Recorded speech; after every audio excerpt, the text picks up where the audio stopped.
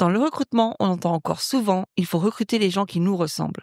Mais est-ce vraiment la meilleure approche? Et si la clé résidait plutôt dans la complémentarité des talents et des perspectives?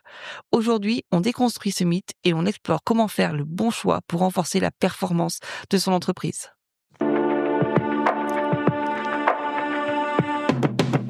Bienvenue dans Cartes sur table, le podcast qui décrypte les pratiques en entreprise avec un regard neuf. Aujourd'hui, nous abordons une question cruciale en recrutement. Faut-il privilégier les candidats qui nous ressemblent ou ceux qui apportent une diversité et des perspectives? Pourquoi ce sujet? Parce que le recrutement des profils similaires peut sembler rassurant, mais cela comporte des risques. C'est à toi, Sabine, c'est quand tu veux. Une étude menée par Korn Ferry révèle que les équipes diversifiées sont 70% plus susceptibles de capter des nouveaux marchés grâce à une meilleure prise de décision et une intelligence collective accrue. Alors pour étayer cette statistique, on a trouvé quand on a préparé ce podcast une citation d'un auteur anonyme qui dit: «La diversité est la clé de la réussite collective». Alors aujourd'hui, je suis avec Jean-François et Sabine. Donc Jean-François, notre expert RH, capital humain, Power RH. Power RH, et Sabine. Eh bien, Sabine, c'est la déesse de l'organisation, de la simplification des processus.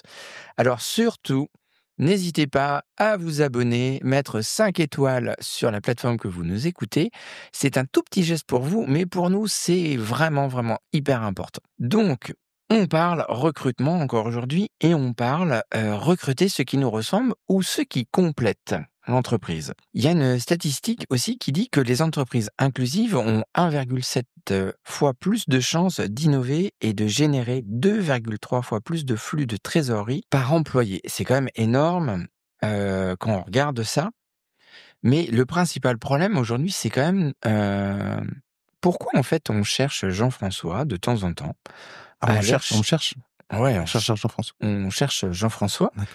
Pourquoi on cherche aller chercher des biais de similarité, en fait? Souvent, le biais de similarité, ça rassure. C'est-à-dire que ça rassure et puis aller chercher quelqu'un qui nous ressemble pas, ça fait peur parce qu'on ne connaît pas. Mmh. Et donc, le biais de similarité, ça peut conduire, par contre, à une homogénéité des pensées, réduisant ainsi la capacité d'innovation et de l'entreprise.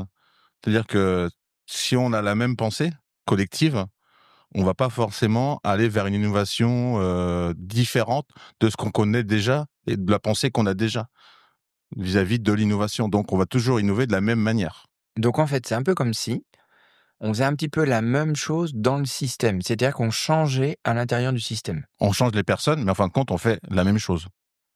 OK. On renouvelle l'effectif, mais la pensée est similaire. Parce que on va, par exemple, si on prend je vois, ce que j'ai vécu, c'est que on avait des ingénieurs méthodes et bureaux d'études qui venaient d'une école en particulier, et régulièrement ceux qui venaient en stage. Alors c'est vrai que c'est plus facile, c'était ceux de l'école dans laquelle était l'ingénieur. D'accord. Donc on avait toujours le même fil conducteur dans la recherche d'innovation et développement des produits, sans aller forcément avoir une confrontation d'idées, parce qu'en fin de compte, on se retrouvait avec la même chose à la fin.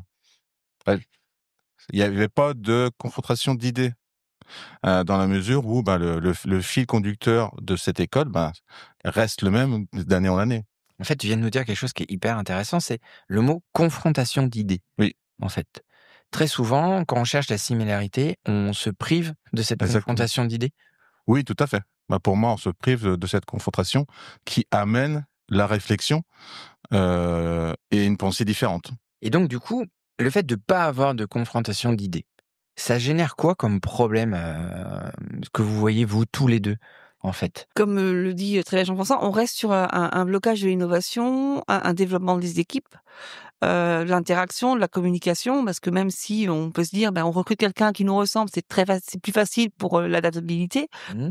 Mais en fait, au fur et à mesure, de l'avancée, au sein de l'équipe, on se retrouve un peu, bloqué dans cette situation, de non-évolution globale. Ce que je rajouterais à Sabine, c'est que lorsqu'on est confronté à une problématique, le fait d'avoir toujours, recruté ceux qui nous ressemblent, on va potentiellement avoir la même manière de les résoudre.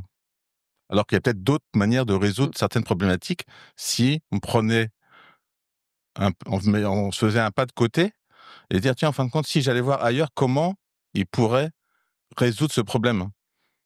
Donc Et souvent, ben voilà, on se retrouve des fois avec des problématiques insolubles dans la mesure où, ben, comme on dit, on a toujours fait comme ça. Bah, je reprends un terme qu'on connaît. C'est-à-dire, pourquoi je changerais ma façon de faire parce qu'on a toujours fait comme ça. Et à chaque fois que j'ai eu cette problématique, on a réussi plus ou moins bien à résoudre cette problématique de cette manière-là.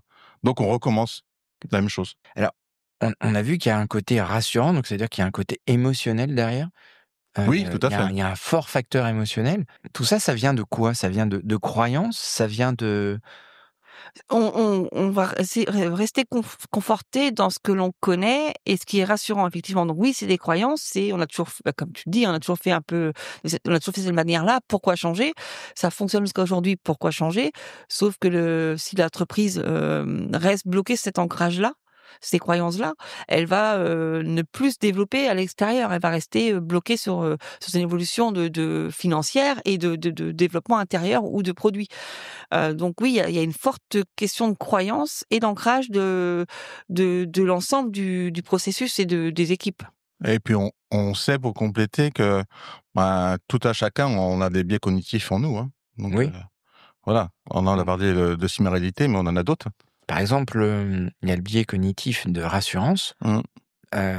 ou alors, on peut aller un tout petit peu plus loin, on va utiliser un que j'aime beaucoup, c'est le biais cognitif de primauté. C'est-à-dire que la première information qu'on va percevoir, on va se poser la question, en fait, dans le recrutement. Qu'est-ce que j'ai été chercher en premier? Est-ce que j'ai été chercher quelque chose qui me rassure dans le CV, qui va créer un point d'ancrage et dire: «Ah, c'est lui, en fait, et je vais pas aller plus loin», ou c'est de se dire: «OK, cette information, je vais la chercher. Est-ce qu'elle est utile et nécessaire tout de suite, en fait, pour pouvoir percevoir autre chose?» Et on va aller un petit peu plus loin avec une question que je vais vous poser, en fait. En fait, qu'on se rend compte dans ce que vous êtes en train de me dire depuis tout à l'heure, par employé, c'est quand même énorme, quand on regarde ça. Mais le principal problème aujourd'hui, c'est quand même, pourquoi en fait on cherche Jean-François de temps en temps Ah, à on aller cherche, on cherche? ouais, On cherche Jean-François. on cherche Jean-François. D'accord. Pourquoi on cherche, à aller chercher des biais de similarité en fait, de poste avec Mmh.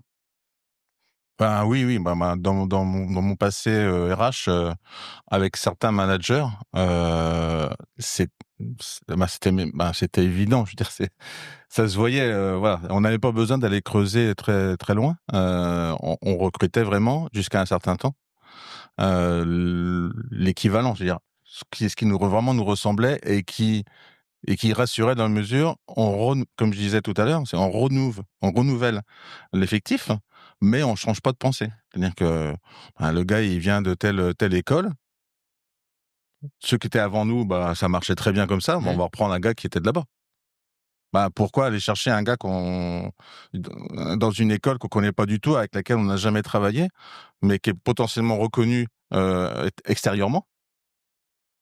Voilà, on fait au plus simple. Je veux dire, on fait plus simple. On va aller, tiens, bon, on a l'habitude de faire comme ça. On fait le plus simple. Et puis et comme je dis, la difficulté, c'est que souvent, on est comme aussi dans l'urgence, c'est-à-dire qu'on a besoin d'une personne mmh. en recrutement. Et ce qui fait, c'est que on va là où on peut facilement trouver une personne à recruter. Donc, et dans le discours, ça se sent aussi, ouais. Donc, Et toi Sabine, tu as vu des recrutements qui ont fait des flops parce qu'on a été chercher, Ah ben il y a beaucoup d'entreprises et effectivement, encore plus dans le domaine dans lequel j'étais où, il y a tellement de turnover qu'on recommence tous les mêmes erreurs. On a beau dire: «Mais ça ne va pas, peut-être changer la donne, changer de façon de voir». Non, il y a même pas de changement de fiche de poste mmh, parce que c'est plus rapide. Voilà, donc on reste dans ce mouvement-là, sauf que les gens ne restent pas et c'est la question n'est même pas posée en interne du pourquoi. Et quand nous, les recruteurs extérieurs, on posait la question: «Pourquoi? Est-ce qu'on peut pas trouver d'autres possibilités, aller chercher des compétences, transversales?» Rien que ça, c'était toujours: «Oui, mais on va perdre du temps». Ah, Sauf la que, notion de temps? bien sûr, sur le recrutement, sachant qu'ils ont déjà perdu beaucoup, des fois sur 4 ou 5 recrutements, sur une année. Mais on continue. Parce que c'est pressé, c'est urgent. Alors ça dans mon secteur, c'était des contrats courts, mais sur le CDD et CDI, je l'ai vu aussi. Donc faire changer la donne et effectivement, se poser la question de, aller vers, éviter de, aller vers le plus simple, mais éviter de se remettre en question. OK. C'est très intéressant ce que tu viens de dire. Mmh. Le éviter de se remettre en question, c'est-à-dire que on va bien finir par trouver quelqu'un Qui rentrera dans les cases, qui rentre dans les dans cases. nos cases. Alors du coup, là, je vous pose une question tout de suite, c'est qu'est-ce qu'on peut faire, tous les 2, avec votre expérience, pour éviter de tomber dans ce piège-là et d'arrêter de mettre des gens dans des cases, en fait? Alors moi après j'ai une vision un peu différente parce que je suis passée par l'inclusion. Donc obligatoirement les personnes que j'accompagnais ne rentraient pas forcément dans ce qu'il y avait besoin pour les entreprises. Mmh. Donc les entreprises n'avaient pas le choix à un moment donné que c'est vraiment de se remettre en question. Mais c'est un vrai atout, là, ce que tu es en train Oui, de nous dire. C'est-à-dire que l'inclusion permet de faire autre chose. d'avoir un regard différent sur, cette problématique de recrutement. Puisque, on parle de plus en plus d'inclusion et que effectivement les entreprises ouvrent leurs portes et merci à elles. Mais effectivement ça engage un changement profond aussi dans la façon de fonctionner en interne. Donc là, éviter d'eux, on le met de côté. Mais c'est encore, à la marge malheureusement. Donc, tu viens de nous donner une piste, là, Mmh. le côté inclusif. Se servir de l'inclusion et des valeurs que ça véhicule pour recruter différemment et de se dire effectivement on est habitué à recruter sur ce côté rassurant, de fiche de poste ou de profil identique ou qui me ressemble ou qui a les mêmes valeurs ou les compétences que la présente personne. Et de pouvoir travailler sur des nouvelles fiches de poste, sur une nouvelle vision, globale de ce qu'elles veulent mettre en place. Mais c'est un travail qui se fait en amont, avant même l'identification, de la nouvelle fiche de poste. C'est vraiment un travail sur, l'acceptation de l'inclusion par l'entreprise, par le dirigeant ou les recruteurs, mais par l'équipe entièrement. Ce que je pourrais rajouter, c'est que je pense que au départ, il faut peut-être faire un diagnostic des forces en présence. Mmh. Mmh. Alors déjà, ce qu'on a déjà comme Oui. force dans l'équipe et se poser la question, aujourd'hui, qu'est-ce qui nous manque dans l'équipe? Qu'est-ce qui nous manque comme force? Et ça, c'est un premier pas vers la différence. Que si on se dit, ben, on va reproduire la même chose qu'avant, on aura les mêmes forces en présence. On n'aura pas une force supplémentaire. Mmh. Donc c'est ça qui est intéressant dans la différence, dans la diversité, c'est d'amener quelque chose de supplémentaire à qu'on n'a pas, qui est pas présent aujourd'hui dans l'équipe. Donc voilà, donc c'est ça qu'on pourra déjà donner comme premier conseil, c'est-à-dire posez-vous la question, qu'est-ce que la personne peut vous apporter et que vous n'avez pas aujourd'hui dans l'équipe? Donc là, en fait, on va vers, ce qu'on appelle, on va utiliser quelques mots techniques, un métaprogramme qui s'appelle, similitude-différence. Ce métaprogramme, c'est une habitude comportementale, c'est-à-dire de peut-être de se poser, comme tu dis, cette question: «Qu'est-ce que ça va m'apporter de différent?» Parce que l'entreprise, elle bouge, elle est pas fixe. Elle évolue, Mmh. c'est quoi? C'est un système, systémique avec des entrées, des sorties et tout ça, ça a besoin de cohabiter, ça a besoin de produire des choses et pour ne pas répéter les mêmes erreurs qu'on a fait à chaque fois, parce que je fais, écho à l'épisode qu'on a fait sur le offboarding, Mmh. hem, qui en fait, c'est un système, comme tu nous l'as super bien expliqué, il fait partie du process. Ouais. Voilà et d'aller chercher cette différence amène, forcément une ouverture sur la vision. Hem, il faut qu'il y ait une envie, Mmh. on est d'accord? Une envie de changement? C'est là que effectivement les croyances et les ancrages doivent, effectivement réussir à pas disparaître, mais à s'estomper, pour aller vers l'envie du changement. Et cette question enfin la réponse de Jean-François est tout à fait, intéressante sur le fait que déjà en interne, on a peut-être déjà tout ce qu'il faut ou une grosse partie, mais qu'on n'utilise pas les compétences des forces internes. Et après, on peut effectivement adapter le futur recrutement et de commencer l'ouverture vers le changement. Ce qui demande un peu plus de toujours pareil, c'est une notion de temps, dans l'organisation, le temps Mmh. est aussi un ami comme un ennemi. Mais en faire vraiment un ami pour se dire, bah là, on prend ne serait-ce qu'1 ou 2 semaines de plus ou 1 mois de plus, on va pallier un petit peu le temps, mais de bien poser pour garder sur du long terme à la suite, mais Alors, bien poser les jalons. toi qui es quand même une spécialiste de l'organisation, pour rassurer les personnes qui nous écoutent, là, je me suis mis tout de suite à la place d'un chef d'entreprise. Quoi? Il faut attendre 1 mois de plus?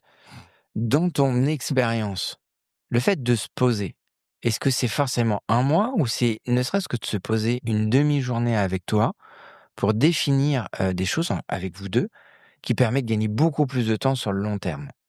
Enfin, la notion de temps dépend aussi du poste, Mmh. parce qu'il y a aussi cette problématique derrière de trouver les bons candidats qui sont disponibles, mais de se te donner le temps de se poser une demi-journée, 1 journée ou 2 jours pour se dire: «Bah, là, on établit les forces présentes, on établit les actions à mettre en place et ce que l'on veut vraiment». Mais arrêtez de faire du copier-coller, Parce que là, j'essaye de mettre en lumière quelque chose parce que je sais que Jean-François est tombé dans la marmite des biais cognitifs. C'est, c'est le biais, cognitif d'aversion à la perte. C'est-à-dire que si, on dit à la personne: «Oh là, il faut qu'on se pose 1 mois», c'est non, en fait. Et je les vois, hein, les chefs d'entreprise qu'on côtoie: Non, non, non, non, non, il faut trouver une autre solution».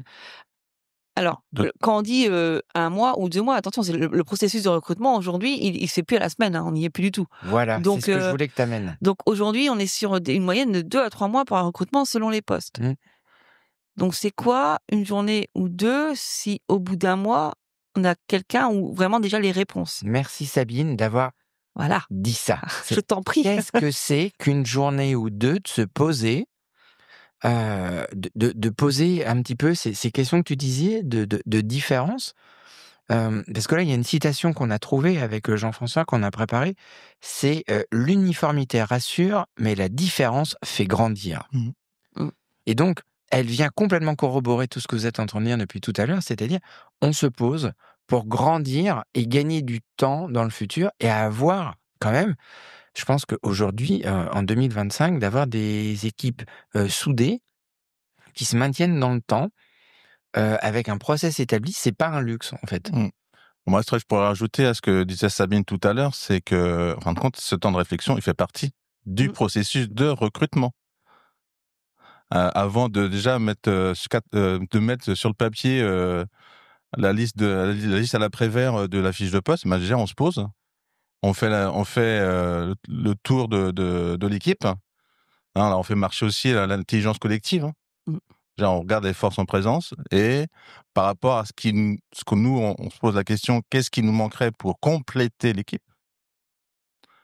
Bah, là, on bâtit une vraie fiche de poste avec les vrais besoins dont on a réellement l'utilité demain dans l'équipe. Mais dis donc, vous seriez pas en train de me parler de vision, là, tous les 2 là? Oh, Ben, oui, un peu certainement, oui. possible. Mmh. Mmh, Oui. mmh. Mmh. Ça ressemble à une fiche de vision, Julien. Oui, puis aussi une vision stratégique. Il paraîtrait que c'est, un peu, mon péché mignon, cette affaire-là. Oui, pareil. The Master. Et bah, oui, parce que tout ça, vous venez de dire des choses qui sont extrêmement simples, mais qui sont d'une précision chirurgicale, ça fait partie du process. Mmh.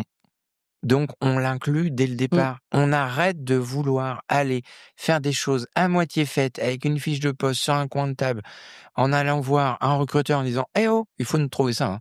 Ou un responsable RH: «Eh, Jean-François, on recrute ça rapide, hein, comme d'habitude, hein». Mmh. Non, c'est un vrai process qu'il faut installer, en fait. Et on en revient un peu à ce qu'on avait dit sur un des précédents podcasts où on est sur de la maintenance. Si on chinte une étape de la maintenance, la machine ne repart pas. L'entreprise, elle est pareille. Alors, je vais me faire l'avocat du diable. Vas-y. Elle peut repartir, mais Ah bah, différemment. elle peut repartir, mais différemment et puis retomber en panne. Donc ça. obligatoirement, on va re-engendrer, un problème de maintenance curative qu'il va falloir, voilà, et le Parce qu'on préventif, a on une oublie tout, énorme hein, donc tu vois, on a une énorme croyance derrière, c'est: «Ah ouais, mais elle est repartie». Ben Comment? On sait pas, non. mais ça, on le voit Mmh. tout le temps en entreprise. Et je fais exprès d'aller un petit peu bouger les lignes aujourd'hui, mais la réponse qu'on va nous faire, c'est: «Non, mais elle est repartie». Oui, alors elle est repartie pour 2 semaines. 2 semaines après, elle était encore en panne. Alors généralement, ça dure le temps de la période d'essai. Là, je faisais la métaphore sur la machine. J'avais bien compris.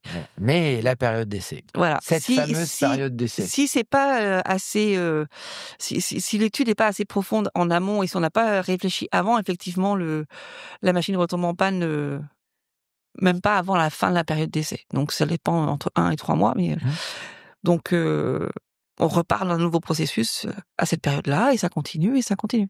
Toi, tu as vu sur des périodes plus longues, sur des recrutements avec des périodes avec des cadres beaucoup plus longs, c'était quoi les effets sur les périodes d'essai? Les périodes d'essai, les effets, c'est que soit ça match tout de suite. Je veux dire, on voit, il y a deux cas de figure. Soit on se dit, voilà, la personne là, on se pose même pas la question de la période d'essai. Et il y en a d'autres. Dès lors que vous avez déjà le moindre doute, alors après ça peut te faire lier à un biais cognitif aussi. C'est ça la difficulté. C'est quand on veut que ça fonctionne rapidement et qu'il soit opérationnel le plus rapidement possible. À un moment donné, on se met aussi déjà des targets peut-être personnels sur la capacité à la personne à acquérir les compétences et à optimiser sa prise de poste. Et souvent, ce qui manque, c'est le feedback du candidat. À un moment donné aussi, peut-être lui aussi, il a peut-être des difficultés à prendre position dans son poste, à interagir avec l'équipe. Et donc, souvent, on reste sur notre perception en tant que soit de manager ou soit de RH, mais on va pas aller récupérer en fonction de la perception du candidat pour savoir lui aussi qu'est-ce qu'il ressent et qui n'irait pas dans son milieu, dans son environnement de travail. Et là, c'est marrant, tu nous ressors le truc de éviter d'eux. Éviter. Je vais pas aller chercher le feedback chez l'autre. Bah non. Surtout pas. Parce que ça me remet en question sur ma manière de fonctionner et de manager les équipes. Et là, du coup, on est aussi j'évite d'interagir avec collectivement, alors que c'est là qu'il faudra, c'est là qu'il faut aller. Un recrutement, on peut bien sûr diversifier les sources de candidats, et on peut, comme je disais tout à l'heure, on peut faire jouer l'intelligence collective avec différents intervieweurs, avec, comme disait Sabine, par contre, un processus structuré pour que avec un questionnaire identique pour tous les candidats, qu'il n'y a pas encore un biais qui vient s'immiscer dans le processus. T'es en train de nous dire que là, on met pas le petit côté créatif, là? Non. On met pas un petit truc, une petite question différente, un petit fichier différent? Non, parce qu'en fin de compte, la difficulté, c'est que la petite question différente, un petit fichier différent, c'est perso. C'est tiens, voilà. Moi j'aime bien ce truc-là. Et moi, j'ai toujours fonctionné comme ça. Et du coup, ça me rassure. Et du coup, s'il répond bien, c'est un point de plus. Et voilà. Et hop, retour dans le biais. Et donc, c'est raté. Et celui qui est à côté, qui n'a pas répondu, parce que pour lui, il a une pensée différente, donc il va répondre la case d'à côté. Il dirait, pourquoi il a répondu ça? Non, on va pas se poser la question. Nous, ça rassure, donc on va juste prendre la case où il a répondu, comme nous, on aurait répondu. Mais c'est génial ce que tu es en train de me dire, et ça me rappelle une expérience de Reynaldo Perón, je vous en ai déjà parlé, qui est pour moi un grand systémicien. C'est un grand systémicien, Reynaldo. Il n'est pas mort encore. Ah non. Et sur les demandes et les objectifs, avec une fameuse question qu'il pose: pour qui tu poses la question? Pour qui tu parles? Est-ce que tu parles pour le candidat ou est-ce que tu parles pour toi?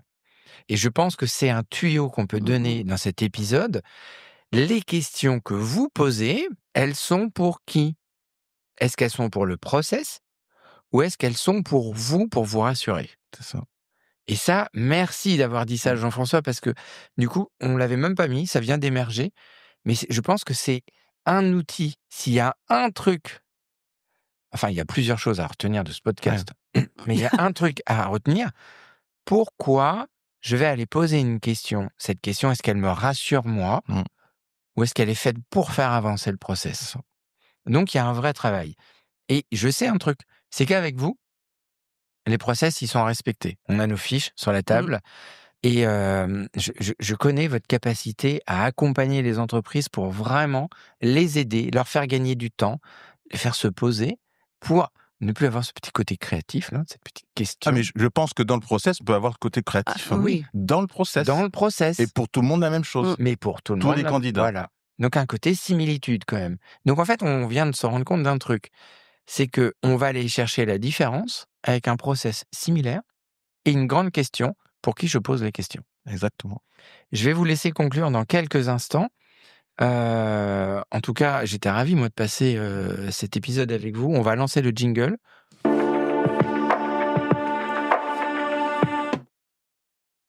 Vous remarquerez que j'ai eu un petit côté créatif sur la fin. Je vous laisse la conclusion. Sabine, tu vas nous faire la conclusion en live, tout de suite maintenant. Ah ouais. Pas Parce gagné. que Sabine, elle est en train de regarder sa fiche Ouais, et je me dis, on est où? Ils sont sympas. La conclusion, c'est que le collectif est quand même la force. Bah, pour moi, c'est important. C'est que effectivement, on ne doit pas être dans la similitude à 100%, mais y être quand même, c'est important, mais ne pas chercher à retrouver sa copie conforme. Moi, comme je dis, on a tendance à ouvrir un peu ses chakras et à ouvrir sa façon de penser sur le recrutement. Et surtout, effectivement, à penser à intégrer les équipes sur le recrutement, et on évite d'eux. Alors moi, je ferai une conclusion simple, c'est que c'est la différence qui fait grandir, et c'est la phrase qu'il faut retenir. Et on peut être créatif tout en respectant le process. Voilà, donc les maîtres mots de cette conclusion, c'est créativité, processus, et surtout pour qui on pose ces questions, pour nous emmener à recruter les bonnes personnes. Eh bien, Sabine et Jean-François, j'étais vraiment ravi de faire cet épisode avec vous. C'est toujours un grand plaisir. Si cet épisode vous a plu, eh bien, n'hésitez pas à le partager, à mettre 5 étoiles sur les réseaux. On fait encore un petit coucou à Laurent qui est derrière la caméra. Coucou Voilà. Laurent.